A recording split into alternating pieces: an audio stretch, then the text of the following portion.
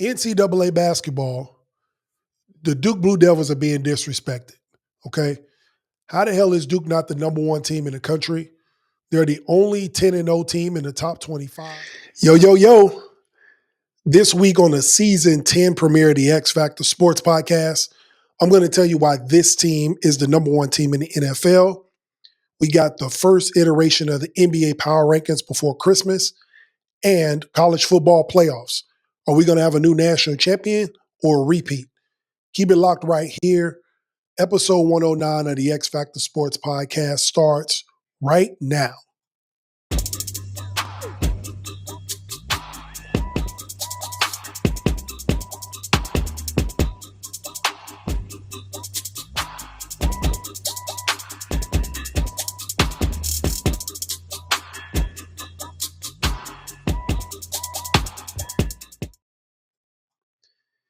Yo, appreciate y'all for tuning in to the X-Factor Sportz Podcast tonight. It is the season 10 premiere. We got a great show for y'all. Again, we are on YouTube every Wednesday night, and you can catch us on any of the platforms on social media if you want to check out the reels, the clips from the show, behind the scenes, and anywhere you can listen to audio, you can check out the X-Factor Sportz Podcast. Be sure to like, share, and subscribe. Tonight, for this season premiere, we are on Twitch, we are on Facebook Live, we are on TikTok, and of course, YouTube. So be sure to tap in anywhere you can, comment, and let everybody know that season 10 is here. All right. So without further ado, we're going to go ahead and dive right into the quick news, or AKA what we missed since we've been away for a few weeks. But now we're back and ready to go. So we're going to dive right into the quick news. And a lot has happened over the last 3 weeks with us being out, because that's how sports works. Things keep moving. But we're going to dive right in. So in the NBA, Chris Paul basically being sent home by the LA Clippers. Now, did Chris Paul do something crazy in the locker room to warrant him getting kicked out in the middle of the night? That's what we need to find out. But a couple things about that.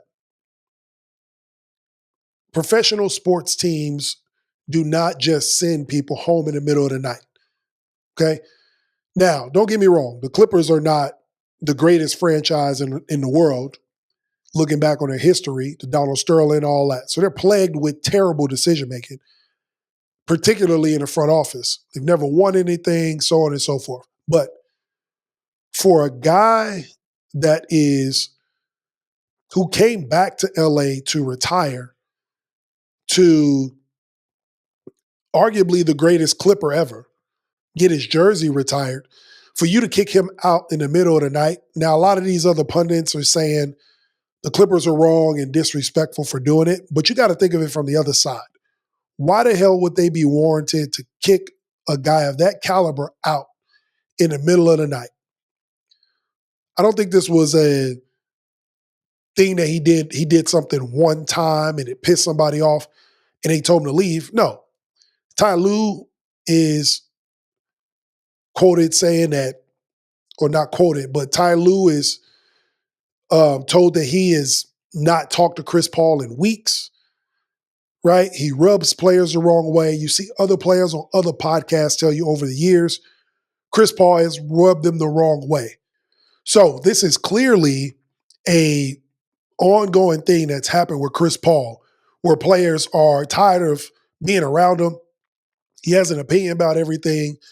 He thinks he's the smartest guy in the room. And so this is what years of feeling that way and being that type of player gets you kicked out of a locker room. And so that's what happened. But for them to send Chris Paul home, a guy that's respected everywhere, tells you there had to be something going on in that locker room. All right? NCAA basketball, the Duke Blue Devils are being disrespected, okay? How the hell is Duke not the number one team in the country? They're the only 10-0 team in the top 25, and they've beaten 5, 6 good teams being 10-0. They beat Texas, they beat KU, they beat Arkansas, they beat the defending national champion Florida Gators, and went into Michigan State last weekend and beat Michigan State. So I don't think anybody's had a tougher schedule. Nobody's even played 10 games up to this point, and they've beaten everybody they've come up against. Last week, they didn't even have any first place votes, let alone be the number one seed or the number one ranked team. And they've only moved up from 4 to 3 after what they did over the weekend, after Purdue getting stomped out. I don't think Arizona or Michigan are better. They had some impressive wins, but again, these early wins will play itself out down the road. We'll find out if those teams are actually good. While Duke is beating teams that are still ranked and with a young freshman that looks like the best player in the country in Cam Boozer. So that's what we got for college basketball. On to the quick news for NFL. What the hell is Phillip Rivers doing back? Okay? The Colts reek of desperation. I hope Daniel Jones gets well soon. He had a slight fracture in his leg anyway while he was playing, and then he tore the Achilles. And I think their backup rookie quarterback has a knee injury, so that's why they brought Phillip Rivers in. Okay, so I'm going to be on both sides of this. They brought Phillip Rivers in because he's familiar with Shane Steichen, played for him with the Chargers. He was offensive coordinator. He's familiar with the Colts organization. He played his last year there. He's familiar with the system. I get that. But on the flip side, this dude ain't played in 5 years. Phillip Rivers is literally filling out Hall of Fame paperwork, and then he got a call to come in and be on the practice squad. So all this sounds good. It sounds like a great story. It sounds like a good fit. But then reality is going to set in because the Colts have to play the Texans, the Niners, Jacksonville, and the Seahawks the rest of the way. So those are 4 of the best defensive teams in football. So bringing a 44-year-old guy that's been retired for 5 years into that fire just reeks of desperation. I know he's on the practice squad now, but obviously they signed him with intent to get him in the game. And as soon as he gets hit that first time, or as soon as he remembers the speed of the game, it ain't going to be good for him. So the Colts are looking real desperate. I don't know why they couldn't find somebody right away or young that could fit and get some going, go get Jameis Winston. But I understand they want somebody that understands the playbook right away and can be off and running. But to bring a guy that's literally eligible for the Hall of Fame back into the fold ain't going to be the best look. All right? So y'all let me know what y'all think about Phillip Rivers coming back, about Duke being snubbed, I believe, as the number 3 team in the country. They should be number 1. And then the Chris Paul situation. Again, 2 sides to every story. The fact that you let a guy like that go in the NBA, it doesn't happen. He must have did something really bad. They must have had it up to here with this guy, so they had to let him go. All right? Again, the X-Factor Sportz Podcast. You can always catch us on YouTube every Wednesday night. We are in the season 10 premiere, 109 episodes in. Be sure to like, share, subscribe. Make sure you follow. Let everybody know what we're doing. Okay? All right. Now we're going to get into the NFL power rankings. So like I told y'all, we do power rankings every 4 weeks or so. So this is the 3rd iteration of the power rankings. We're going to find out who's number 1 and who is shifted in the top 10 power rankings. So let's go ahead and get into it. And here we go with the power rankings. So at number 10, we got the Chicago Bears. Now, if they would have won on Sunday, they probably would have been top 5 because they would have been 10-3, number 1 team in their division, the 1 seed in the entire NFC. But because the NFC is so competitive, they dropped all the way to the 7th seed at 9-4. All right. But you got to have them in a power rankings for a multitude of reasons. They've been playing good football. They are top 5 in offensive, in total offense. They are number 2 in rushing, and they're number 1 in turnovers, takeaways. on a historic run in takeaways. And they're winning close games as well. So because of that, you got to put them in the power rankings. They went up to Philly, smacked them around on Black Friday. Nobody expected it to happen. So they obviously can play and travel with that defense and that run game. At number 9, we got the Buffalo Bills. Buffalo Bills are Jekyll and Hyde to me. You don't know which team you're going to get. One day they can get blown out by the Texans. The next day they can put on a great performance and blow out the Pittsburgh Steelers. You just don't know what you're going to get. The inconsistencies of this team in the AFC race while they're trying to win the East for the 5th or 6th straight year. Obviously, the Patriots are ahead of them. So, but they do have, they're getting big plays on defense. I wouldn't say this is a good defensive unit, but you got guys like Nick Bosa. They get plays when they need them at the right time. And you always are going to get explosive plays from Josh Allen or James Cook. So for that reason, I got him at number 9. At number 8, the LA Chargers. Big win for them on Monday Night Football in overtime. Justin Herbert broke hand and all, still going out there and doing his thing, turned the Eagles over a million times, it seemed like, because that defense is good, opportunistic, and they run good schemes. Derwin James, one of the best defensive players in football, leading the way.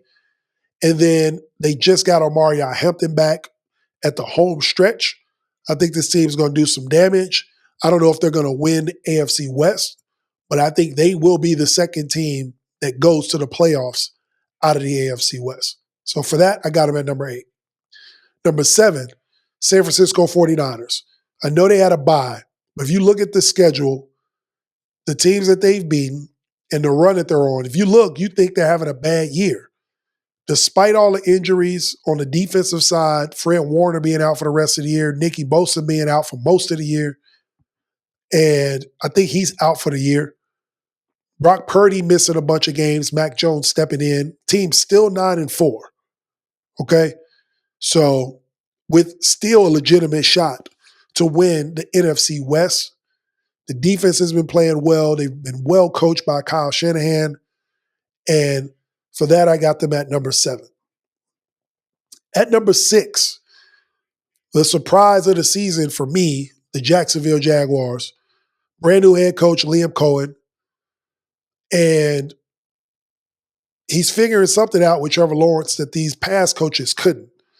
And he's not giving them too much on the leash, but he's not holding them back. He's giving them just enough to be comfortable and play winning football. And that defense is getting better and better every week. So they've got solid wins as well. They've taken over the lead in the AFC South. I personally think they continue and they win the South. So just a great year for Shane Steichen and the Jacksonville Jaguars. At number 5, the Green Bay Packers. Again, if the Bears would have won, these two teams might have been flipped. But the Packers at 5, they take over the number 1 seed in the NFC North. When Jordan Love doesn't turn the ball over, this is a really good team. And they're getting all of their offensive weapons back. Christian Watson's back. Romeo Doubs is back. Jaden Reed is back. So they're looking to build upon that win. Now, the Bears see them in 2 weeks. Hopefully we can get them at home and all this will be moot. But at the moment, real talk, unbiased takes, Green Bay Packers are number 5 in the power rankings. With the offensive balance, again, the defense isn't as good as it was statistically last year, but they're getting stops when they need them. Micah Parsons helps that. They're getting off the field on 3rd down. So they're number 5. At number 4, the LA Rams. Again, these last 4 teams were kind of a toss-up. So a lot of this is nitpicking. A lot of this is, the Rams laid an egg in Carolina, and these other 3 teams have been consistent. The Rams, probably the best offensive team in football, especially in the first quarter. They have over 100 points in the first quarter this season. So they come out and start out fast.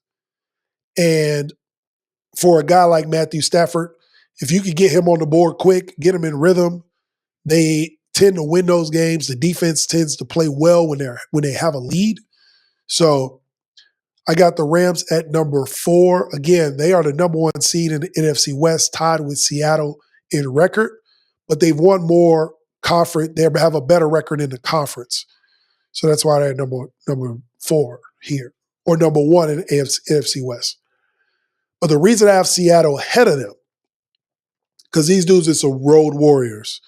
Again, I told y'all these last 4 teams are kind of nitpicky, but the way the Seahawks have been playing, they can go anywhere and beat you. That defensive line is probably one of the best defensive lines in football. You can't run on them. They're 10-3.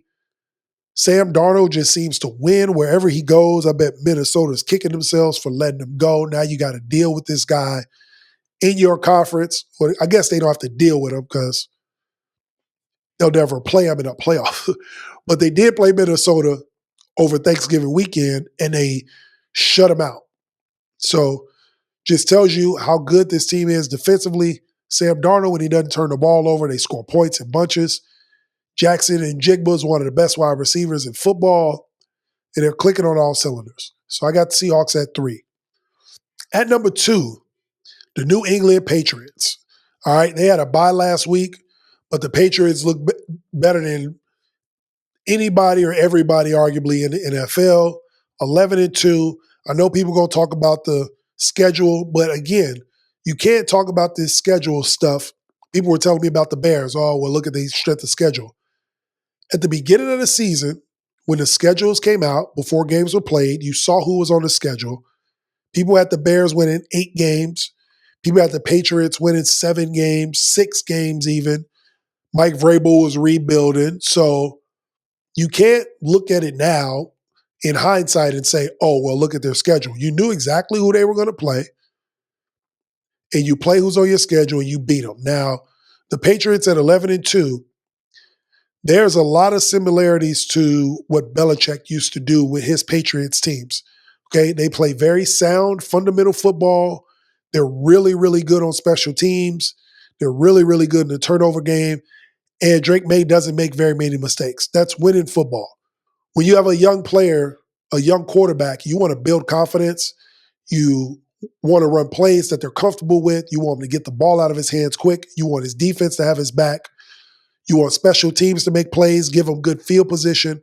All of these boxes are being checked by the New England Patriots. Mike Vrabel's doing a great job, and that's why I have them at number 2. The reason I don't have them at number 1 is because the Broncos are also 11-2, and they have one of the best defenses in football. Some would say they're even winning in spite of their offense being kind of slow with Bo Nix. But the division that they're in, nobody expected them to be on top of it at this point of the season. They've beaten the Chiefs. They've beaten everybody in their division. And they look like the best team in football at this point, right? I feel like if they played Seattle, that would be a great game. If they played the Rams, that would be a great game. If they played New England, it'd be a great game. So, again, this 1 through 4 can be a toss-up based on your opinion, but the reason I have them at number 1 is because they've won tough games. They've won games on the road. They beat the Eagles when nobody thought they could beat the Eagles. They beat the Chiefs when nobody thought they could beat the Chiefs. Like, they're just checking all these boxes and passing all the tests, right? And with their schedule, they don't have a bad schedule either because they were a playoff team last year.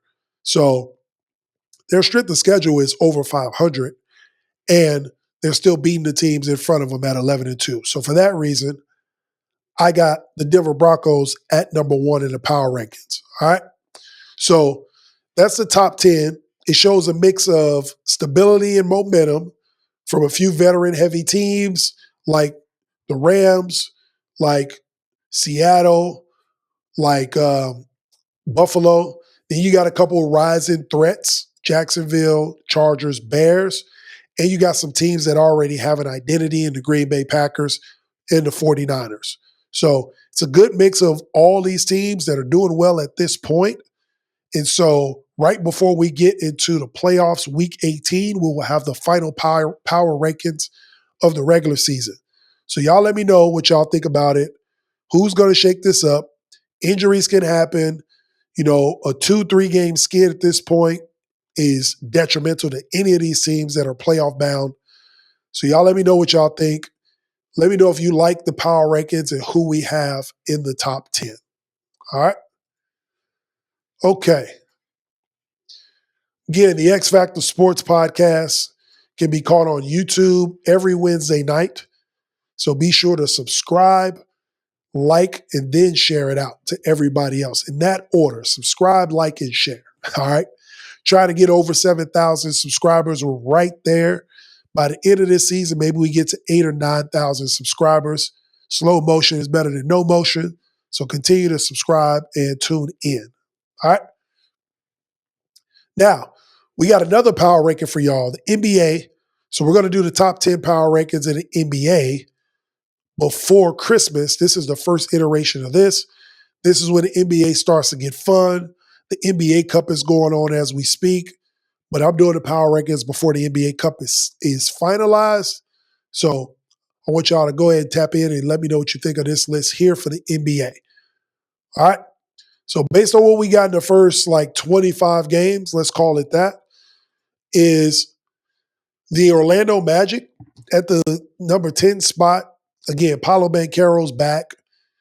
And if that team can be healthy, they will be a force in the NBA playoffs. They just have a problem with keeping everybody healthy. So Wagner's out now, but Banchero's back. Then Banchero will be out. Then Desmond Bane will be out. Then Desmond Bane will come back. So it's just, if their big three can stay healthy for a 25-game span, I'd be excited to see what the record would be, especially with Jamal Mosley as the head coach, has a young team playing good defense. So I think they can compete with anybody. Number 9, Minnesota Timberwolves. Anthony Edwards is going crazy. Stat line is crazy. They're starting to win a bunch of games. They were on a 5-game winning streak until they lost on Monday night to the Suns. And then also they moved, because of that winning streak and how they've started to figure out their offense, they've actually moved up to 7th in offensive rating. At number 8, the San Antonio Spurs. This young team has been impressive to me. All right. They lost Wemby and Stephon Castle, and they're still finding ways to win games. They got veteran presence, De'Aaron Fox, Harrison Barnes. That's probably what's leading them. Wemby's supposed to be back tonight against the Lakers. So we'll see if he can pick up where he left off as what I predicted, an all-NBA second-team guy and a defensive player of the year. At number 7, the New York Knicks. All right, Jalen Brunson balling out, and they're 13-1 at home.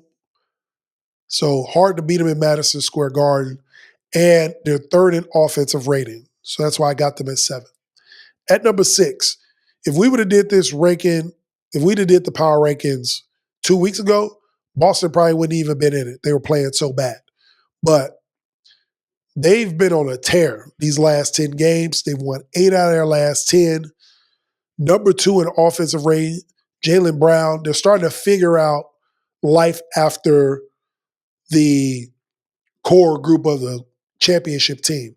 Tatum out for the year. Porzingis gone. Al Horford gone. Drew Holiday gone. They're starting to find their identity, and you can see it in every game. Like I said, moved up in the offensive rating, but it looks like they're getting comfortable. Rotations look good. Now they're starting to win basketball games. At number 5, the Houston Rockets. Again, this team, if they get a legit bona fide point guard, there's no telling where this team could go because they are really good already. Adding KD gives them better boosted offense, as you can already see. They're 4th in offensive rating and 2nd in defensive rating, right? One of the best teams in basketball, top 5 in both sides of the ball. So this is a team that, if healthy, can be formidable in the playoffs, but they need a point guard bad. So the fact that they're doing this without a real point guard says a lot about what this team is doing. They're playing well together. KD has his quiet version of leadership. They're winning games even without Şengün. So when they get Şengün back, when they get Steven Adams, they get all their big men back, they're going to look even better. At number 4, the LA Lakers. I'm going to be honest with y'all. I didn't see the Lakers being 17-6 at this point of the season. With as many games as LeBron has not played, with as many games as Luka sat out, shout out to Austin Reeves for carrying his team offensively. I mean, he's got multiple 40-point games. They look for him to score in late game situations, game winners. So the team's rallying behind him. And at the moment, they are 4th in the power ranking. Again, 17-6, I wouldn't have expected it at this point, but Lakers are doing good. At number 3, the Detroit Pistons. All right, this team I'm surprised at too. They're the number 1 team in the Eastern Conference. Cade Cunningham leading the way. He's 2nd overall in the league in clutch points behind SGA. Cade Cunningham, this is the guy that we were hoping to see when he came out of Oklahoma State. Battled with some injuries early, but now we're starting to see his true potential. He's going to be a perennial all-star. He's the best point guard in the Eastern Conference right now as we speak. So I'm happy to see Cade Cunningham reach his potential. He's only getting better and better. Jalen Duren the same. He's a double-double machine, so this team looks great. Number 1 team in the East. At number 2, the Denver Nuggets. Okay. Nikola Jokic. Just when you think Nikola Jokic can't do more incredible stuff, he just tops it with more incredible stuff. All right? The dude is averaging 29, 12, and 11 on 61% shooting from the field, 41% from the 3. At center, okay, everything goes around him. Every team knows everything goes around him, and it doesn't matter. All right? They're tied with the Lakers for the same record in the Western Conference at 17-6, but the offensive efficiency of this team and the fact that they can beat anybody on any given night, it's kind of weird that their home record ain't really that great, but they go on the road and beat everybody. So I got the Denver Nuggets at number 2 of my power rankings because Nikola Jokic is having a year for the ages to start this season out. Right now, it's him and SGA as the MVPs. I don't even know who would be third. All right. And at number 1, the reason SGA is the front runner for MVP, not just the scoring and all that, but the winning. So they're the number 1 team. They're on a 15-game winning streak. They only got 1 loss this year. They're actually on pace to go 78-4. All right. I know it ain't going to happen, but because it's just war of attrition, long season. But at this pace, they could go 78-4 if they keep playing the way they're playing. They're the number 1 defensive team, top 10 offensive team, and they go at their own pace. Chet Holmgren is coming into his own. Isaiah Hartenstein's comfortable. They won more than half these games without J-Dub. He's finally back. Like, they're just a complete team. They look hungry. We talked about this in the season 9 finale, how SGA just has this look in his eye that he's not satisfied with just the 1 championship. He's looking to be great. He wants people to see him as the best player in basketball. And if they keep winning like this, it's going to be hard to deny. So that's the top 10 NBA power rankings. Y'all let me know what y'all think.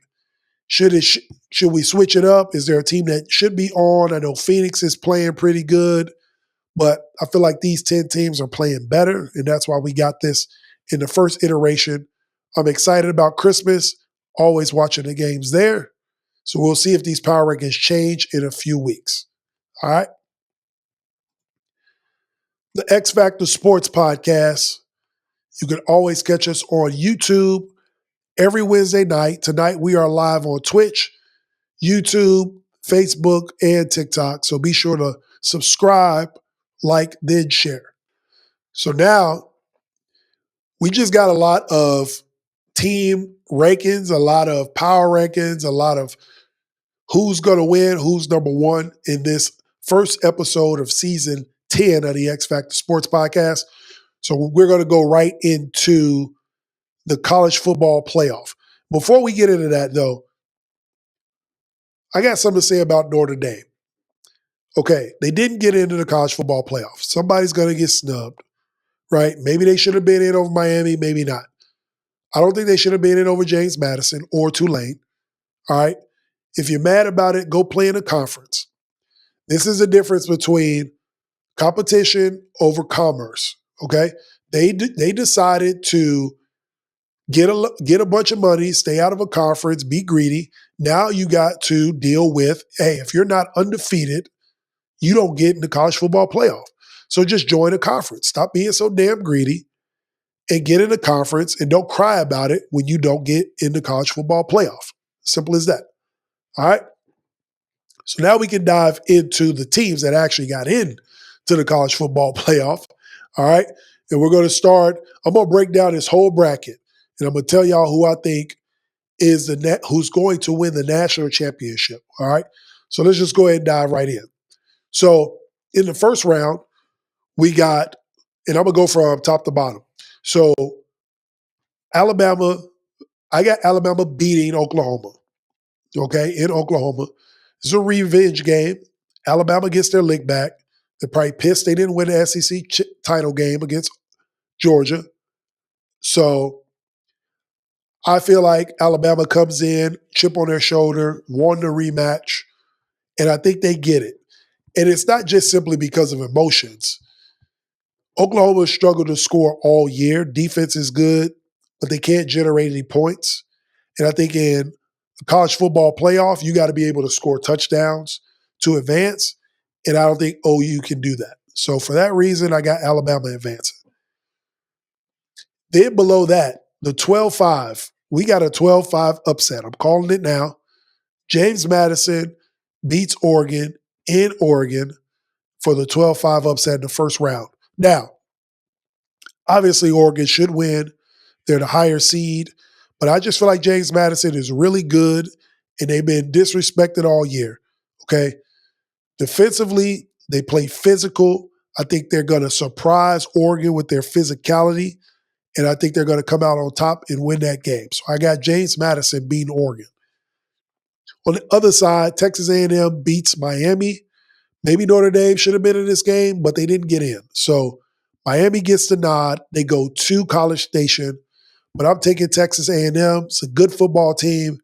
They've slipped up once, but I feel like they focus in. I think they're the more complete team.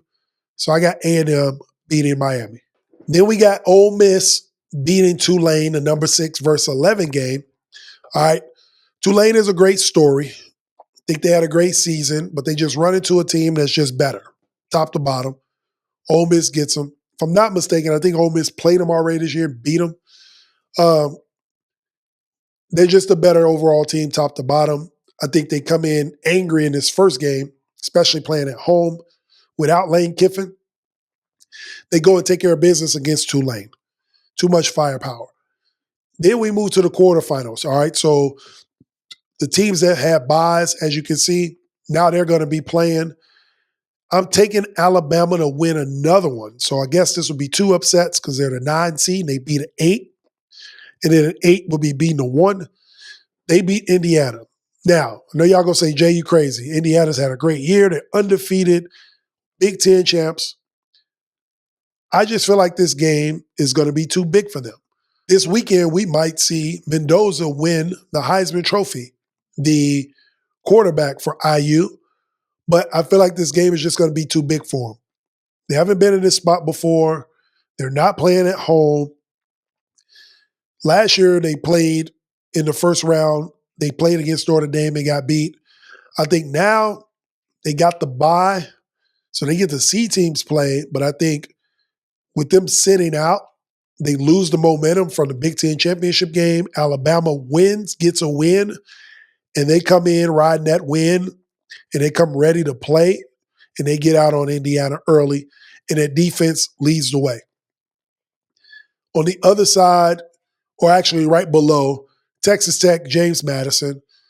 All right, so as physical as James Madison is going to be on Oregon, I feel like Texas Tech is going to be just as physical on James Madison, okay? They just get to another level of physicality, defense. They're playing arguably against the best linebackers in the country over at Texas Tech. And so I feel like that Big 12 team may be underrated.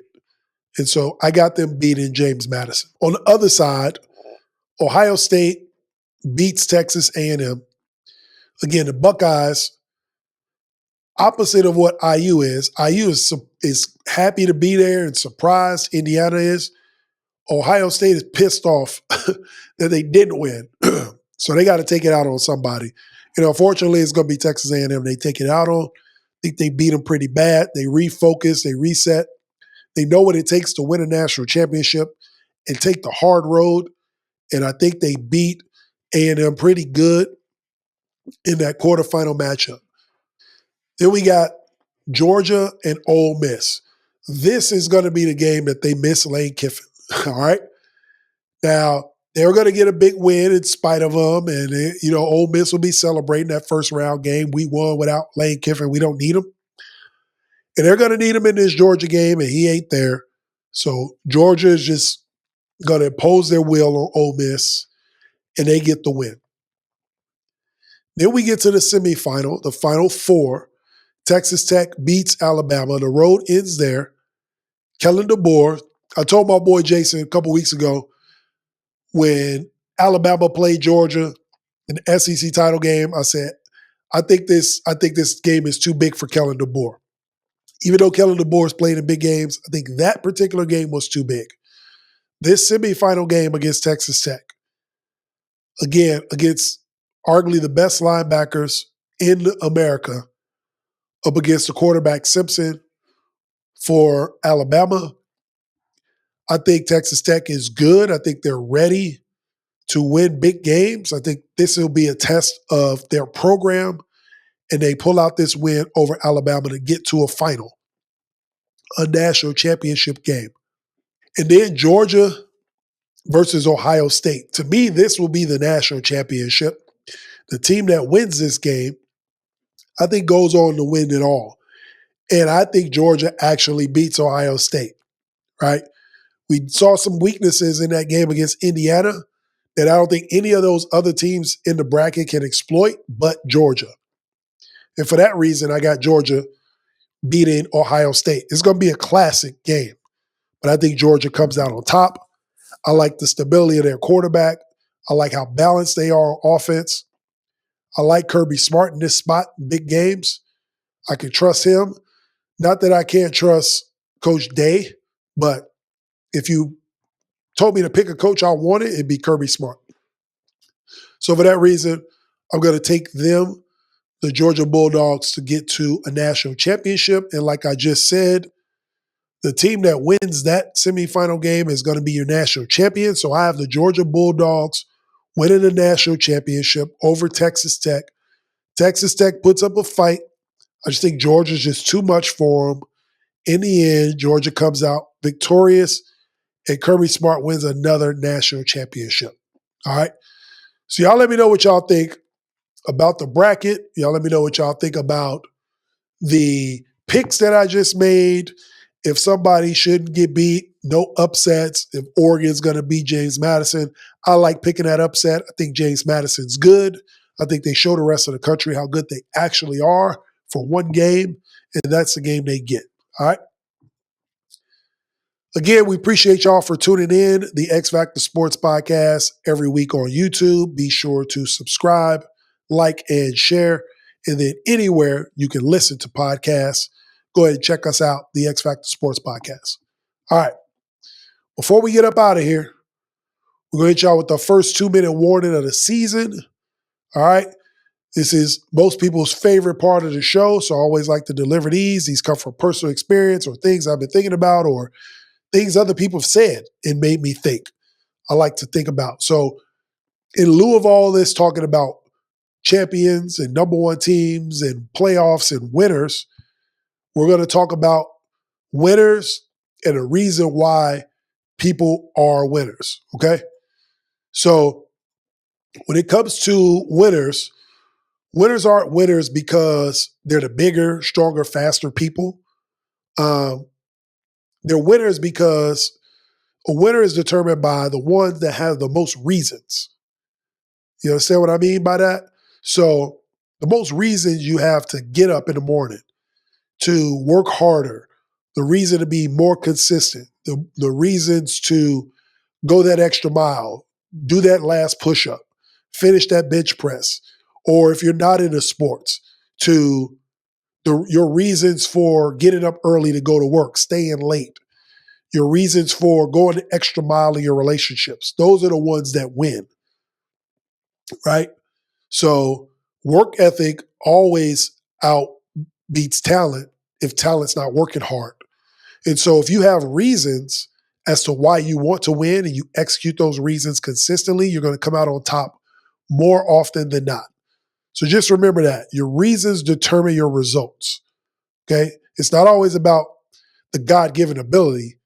He's giving you the ability, but what are your reasons behind utilizing that ability to be successful? All right? Appreciate y'all for tuning in to the X-Factor Sportz Podcast. Again, this is a great show. Episode 109, the season premiere. We got a great season coming up for you guys. We're going to take a break for a week, and then we'll be right back for Christmas Eve. That's going to be a great show because we got NFL playoff implications. We got college football playoffs or bowl games are going to be starting actually over the holiday. We got a lot of fun stuff to deal with. So also going into that holiday season, make sure you get your gear, okay? Shout out to the people that are going on Spotify. If you check out my social media, there are advertisements for New Year products. You can click on the links on the social media ads. It takes you straight to the store. You can order your size and your colors, and we'll get those shipped out to you, all right? Again, thank you guys for tuning in. Season 10 of the X-Factor Sportz Podcast is underway, episode 109. Episode 110 will be coming on Christmas Eve. So be sure to follow, share, like it. Let everybody know the X-Factor Sportz Podcast is here. We are back. I'll see y'all in a couple weeks. Peace.